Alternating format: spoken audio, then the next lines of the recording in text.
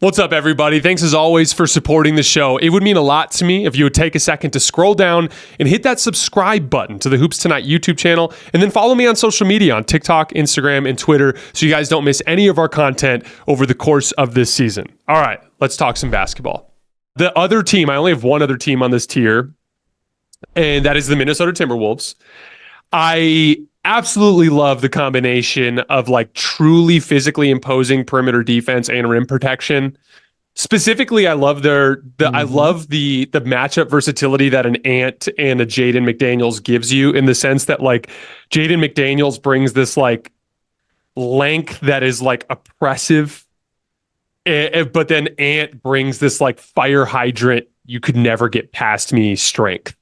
And like handsy physicality on the perimeter. I love that they can like kind of play with those matchups a little bit, because like certain offensive players like are really good at shooting over the top, and the fire hydrant guys don't really bother them.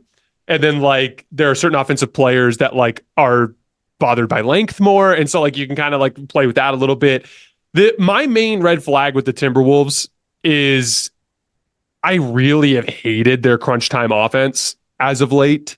Yes. And, you know, it's funny because like you talk to Timberwolves fans and like, we're a top 10 half court, or we're a good half court offense. Like Mike Conley, you know, organizes us, and we've, you know, Anthony Edwards is ascending to superstardom. And I buy into all that. Like I'm a huge Anthony Edwards guy. I love Mike Conley. But like to me, because Mike Conley's not overly aggressive at the end of games, like generally speaking, it comes down to decision making from Ant, who's very, very young, and Karl Towns, who's an iffy decision maker. And I think that ends up being the issue. Now, they dropped a game in crunch time against the Bulls the other night, or about a week and a half ago, where it looked exactly like all the things I'm telling you about.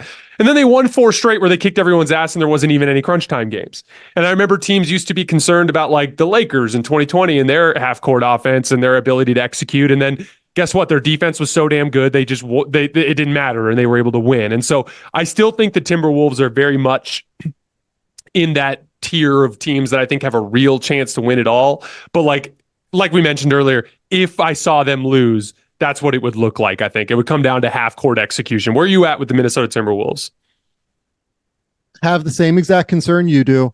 And it's not just like if the Bulls game was a one-off, I would feel better. But they have recently dropped crunch time games to the Spurs, the Hornets, I think the Magic, if I remember correctly, as well. Like teams that aren't exactly like bastions of late game offensive execution, right? So it almost always, it looks the same. It looks exactly like what you're saying. I really worry about, okay, let's say that they play the Clippers or they play the Nuggets or somebody like that, right? I still don't totally know what that's going to look like from a half-court defensive perspective when teams look to specifically attack Rudy Gobert and Karl Towns in mismatch situations in those scenarios. Now, having both of them is really valuable, but like the Clippers, for instance, who does Karl Towns guard on the Clippers in a fully healthy series for those guys? I think you put him on Kawhi, right? And basically try to have him handle the bully ball stuff, and like because Kawhi's not an overly like quickness based player. What do you think? But Kawhi would cook his ass, but I think that's what you talk yourself into, right? So I think that's my answer. But what I think the Clippers would do, even more than anything else, I think they would run Kawhi off of a bevy of off-ball actions. By the way, we saw the Pelicans do this by putting Zion on Kawhi, by the way. Yeah. Yeah. Just like literally make Cat chase the whole game. And that's going to have diminishing returns on Cat's offensive game as well, because he has to chase and chase and chase. So I am, to a lesser extent than like the Cavs, for instance, worried about what schematically the too big foundation looks like in the playoffs, even though it has been tremendously successful defensively this season.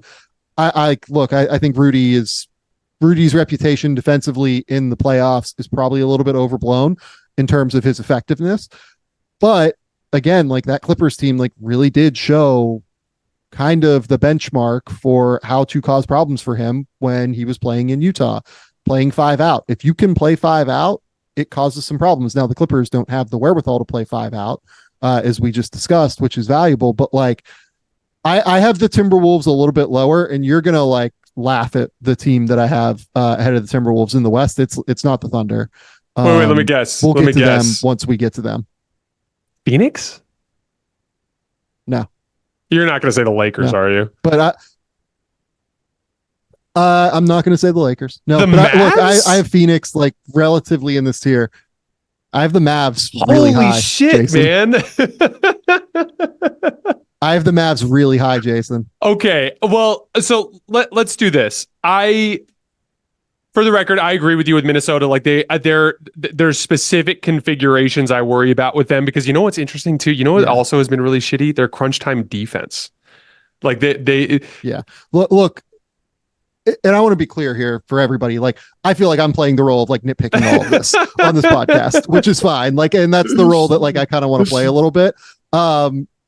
I have the Timberwolves in this tier. I have them like a couple slots lower than you, but like I have the Timberwolves in this tier. They've had a fantastic season, and I'm all for what they've been able to accomplish this season. And I think Anthony Edwards is like a total stud that is probably like a year away, but if it came a year early, I wouldn't be surprised. The key is the decision making, like you said. But sorry, I wanted to get that out there. So my tiers, the way I have it set up, I have the like I said, the bona fide championship contenders, and then I have the teams that are hitting benchmarks but have question marks. Obviously, the Clippers and the Timberwolves. After that, every other team for me is missing the traditional championship benchmarks. That like legitimately, like the team, like they're not hitting those like, and we'll get into the individual teams, but I don't have any other teams on that tier, but it sounds like you have multiple. So before we go any further, what teams do you have that are in what you consider to be like that real championship winning capability tier? So like I said at the top, realistically, I think there is a 90% chance that the title comes from one of Denver, the Clippers, or the Celtics.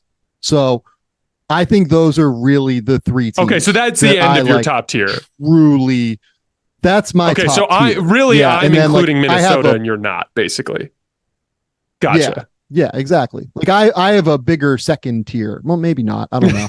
But I have I'll be interested to hear the way you break out the rest of your tiers. My clear thing is like I think the Nuggets, Clippers, and Celtics are a level ahead in terms of playoff basketball, especially if the Clippers are healthy. So I agree with you. I just am including Minnesota in there. To me, the case for Minnesota is they're just like one of the most physically overwhelming teams in the league, and that tends to be a weapon when you get to the postseason. And like you can't write off to like the what if Ant is just awesome? You know, that's always he really might shot shot the pull-up jump shot incredibly well in the postseason so far in his career. So, and that to me, like, people always make fun of Tatum for relying on a ton of pull-up jump shots. Ant's kind of in that camp too, where like considering his physical gifts, there's a huge portion of his shot diet that is kind of difficult, which always has been. Yeah. But yeah, like you can't write out the possibility of him making them.